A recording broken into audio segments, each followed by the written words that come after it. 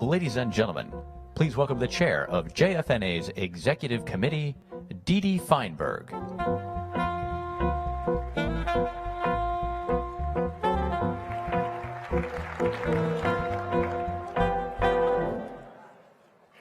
Our next guest became a journalist at the ripe old age of 18. Since then, among his many assignments, he's been the moderator of NBC's Meet the Press, as well as NBC's chief White House correspondent. And he anchored MSNBC's Race for the White House during the historic 2008 presidential campaign. So I think we can safely say he's used to asking the tough questions. For the past few years, he's been asking them of himself, tough questions about Judaism, faith, and his own spirituality. His recently published book, How's Your Faith?, is a moving account of his life, family, beliefs, and his spiritual journey. Let's hear firsthand what he's discovered on his quest. Ladies and gentlemen, please join me in welcoming David Gregory.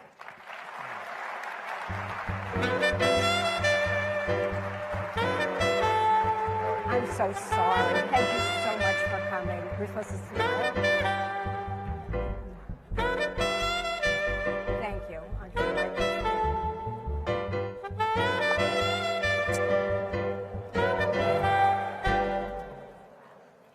I think I wait for the music to stop, right? Okay. Good afternoon, everybody. It's such an honor to be here. I just want to assure you, yes, I am.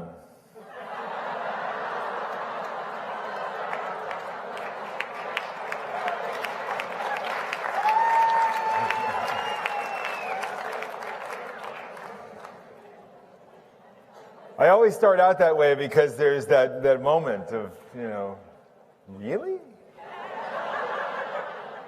Who knew? And he's so tall.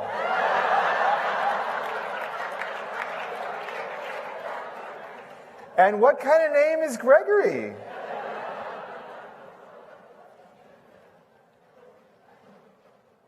So I'm going to spell all that out for you here, just taking a few minutes to do so. I have this chair here, and I'm not sure whether to sit in it or kind of treat it like Clint Eastwood did. So I'm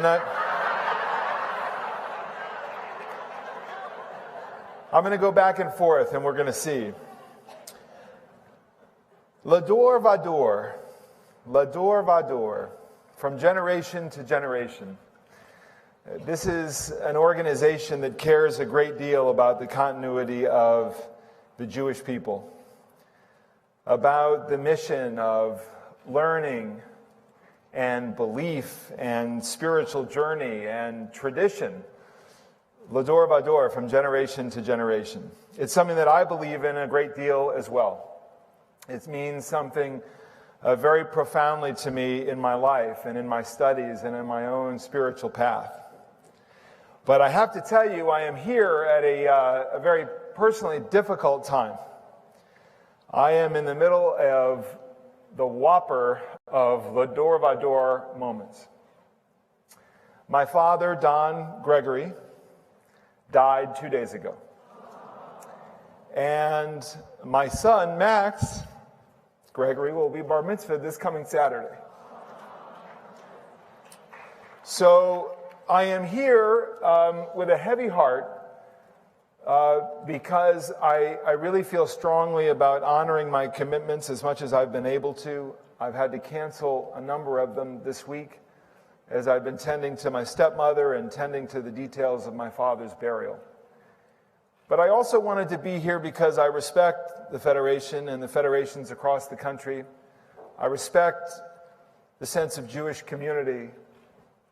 And I feel in God's presence an effort and a desire to elevate the sadness that I feel and to create some moments of holiness by being with all of you and talking this through.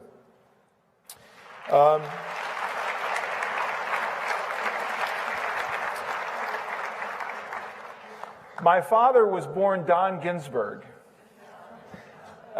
in the Bronx. And he wanted to be an actor in the 50s. So he changed his name to Gregory because apparently there aren't a lot of Jews in show business.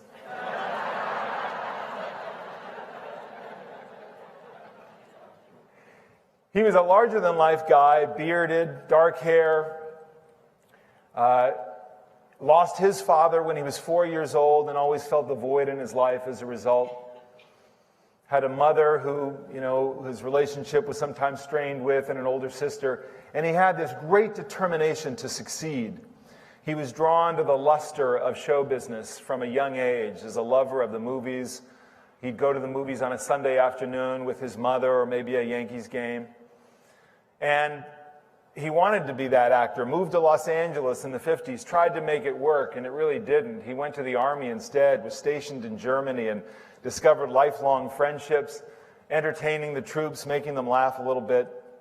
And he did break into show business as an agent. He managed Bobby Darin and Red Buttons and Rowan and Martin, Harry Belafonte, was at APA, and then was a Broadway producer for many years, producing Clarence Darrow with Henry Fonda, The Belle of Amherst with Julie Harris, and then Camelot and My Fair Lady as revivals in 1980 and 1981. So he had a wonderful career.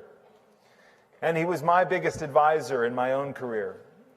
I told him, I said, look, I think show business is a little rough. So I want to go into television news, which is so much warmer. My father taught me a lot of lessons about never settling, about going for it even if you fail.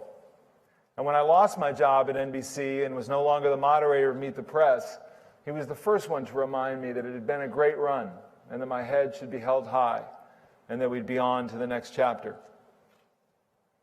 My father was kind of taken aback by my book, How's Your Faith?, which is the story of my return to my Jewish faith as an adult. And it's about me grappling with the most important questions in my life, which is, who am I? Who is it that I'm trying to be? What does it mean to live with a sense of meaning and purpose? These are questions that my father really didn't ask himself. I grew up like a lot of Jews grow up. I was just Jewish. Yes, the product of an interfaith family. My mother is not Jewish, which is why I have this nice Irish punim. And combined with the last name Gregory, I'll be shocking Jewish audiences for the rest of my life. And growing up in Los Angeles as I did, it was a kind of unusual Jewish upbringing. We went to the synagogue for the performing arts, which was held in the Directors Guild building in Beverly Hills, a wonderful glass front building and a plush lobby inside. And there's all these pictures of movie stars and these Academy Awards. So for years I thought that the Oscar was some kind of Jewish icon, which in many ways it is. But it was still a very warm community, and it fostered a sense of deep Jewish identity in myself. Cultural, ethnic identity, but no real belief, which is why a return to faith in my adulthood had to answer the question, what do I believe? I have a Christian wife who agreed not to convert. She was not interested in that. Her Christian faith is too important to her. But that we would be a Jewish family if I would lead us in faith. If I would discover the answer to her question, which is, I know what you are, I know who you are, but what is it that you believe? And what I have come to believe is a lot about what it means to be Jewish, about what it means to search for God and a relationship with God. I understand the absence of faith. When my mother, as an alcoholic, when I was a teenager, was arrested for drunk driving in front of me. But as an adult, I have been filled with a sense of wonder about faith, about our tradition, and at how it helps me to live and strive to be a better husband and father and Jew. I struggled with my own father when I was a kid. I was very afraid of him. He was this larger-than-life figure, but he was intimidating. He had a booming voice. He was a very tough guy, and he could be tough on me, and I was afraid. And I hated being afraid. And as an adult, I struggled with him further because of that fear as a kid, and our relationship grew apart at various points in my adulthood. And I came to study on my Jewish path with a dear friend, a woman named Erica Brown, who is a Jewish educator. and something of a rock star. I studied a lot with Erica. I've shed a lot of tears with her and had a lot of moments of joy. And when at one point I was estranged from my father, we studied the Ten Commandments. We studied the commandment to honor your parents. And she taught me, and we discussed that the commandment doesn't say that we are to love our parents, but that we are to honor them, because without them, our lives wouldn't be our lives. They are the author of our stories. I studied this and I absorbed it, and I decided at that point that I would reconcile with my father. Not because he had apologized, not because I felt that the issues between us were done, but because I wanted my own children to know that it was never right to turn their back on a parent, because God expects us to honor our parents. And my father and I reconciled, but as I pursued the book, this very private man was uncomfortable with what I was writing about my childhood, about him, about my mother, about secrets in our lives. We talked about that as we went back and forth and worked on these things together. I said, Dad, I don't want to hurt you. I said, that's not the point of this book. And there were times when I think he was deeply troubled that I was sharing details about my fear of him, about incidents when we fought and how he made me feel intimidated, and my sister the same. But perhaps the biggest blessing of the book is that we worked through that, and that in our conversation about the book and about my memories, we made peace with that in a way that we hadn't before.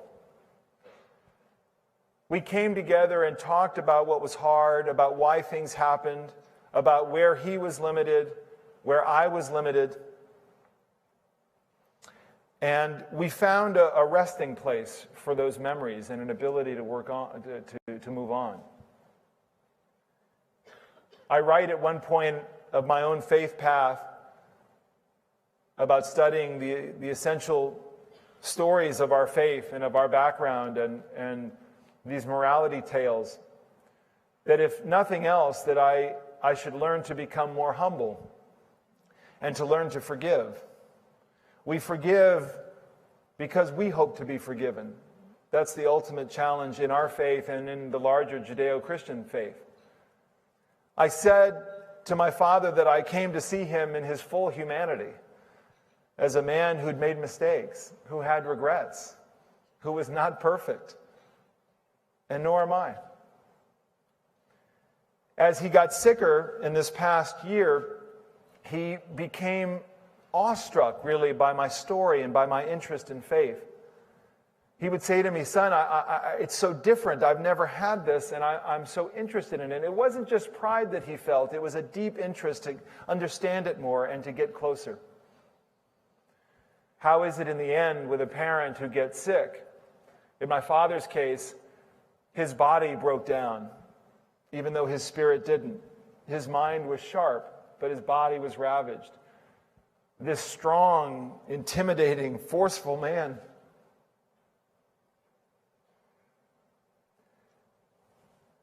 became afraid because he was vulnerable.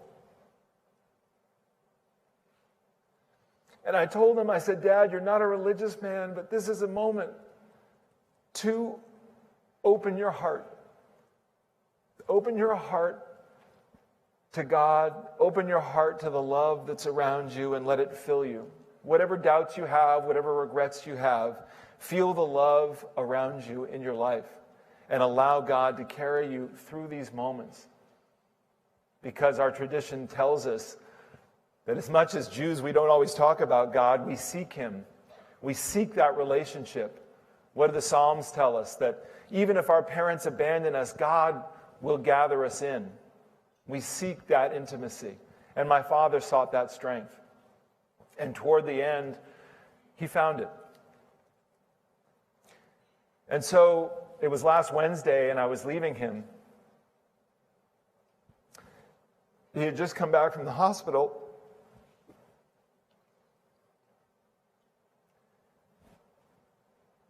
And I said, Dad, I said, look, I hope to see you again.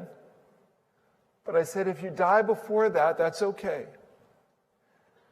because my heart is full. Because everything between us has been said. There's nothing unsaid, and I love you. And I'm so grateful that you're my Father. And I held his hand and we prayed, Adon Olam. Into your hands my soul I place when I awake and when I sleep. God is with me, I shall not fear. Body and soul from harm will he keep. And I said my goodbye, and he was gone the next day. And so I feel full. I have tears, but I, in a way, enjoy what I feel. In my father's death, I feel a great sense of life.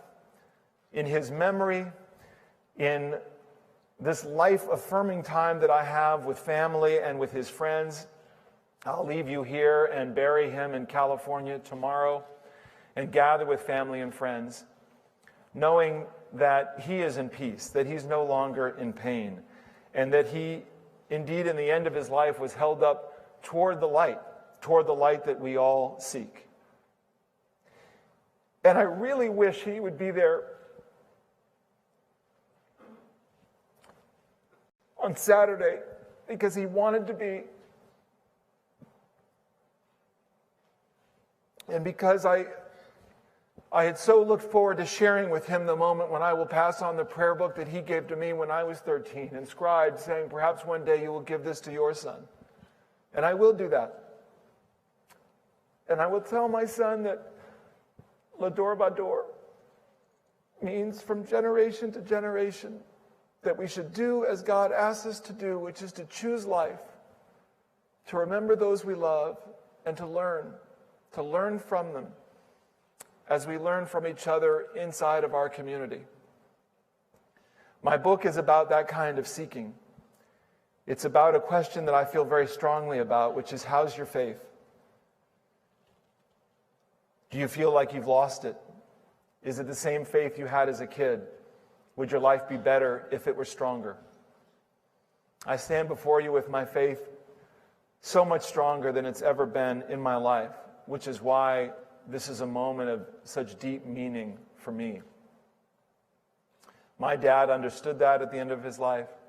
My son understands this as he begins his new journey. I urge all of you, however you answer the question, to live inside the question. I urge all of you to think about who you love, about kindness, about forgiveness, about making peace with those people in your life that you care about. Because there's no greater moment than experiencing something difficult and feeling the fullness of God's grace and the love of each other. Lador Vador, may it continue from generation to generation. Thank you.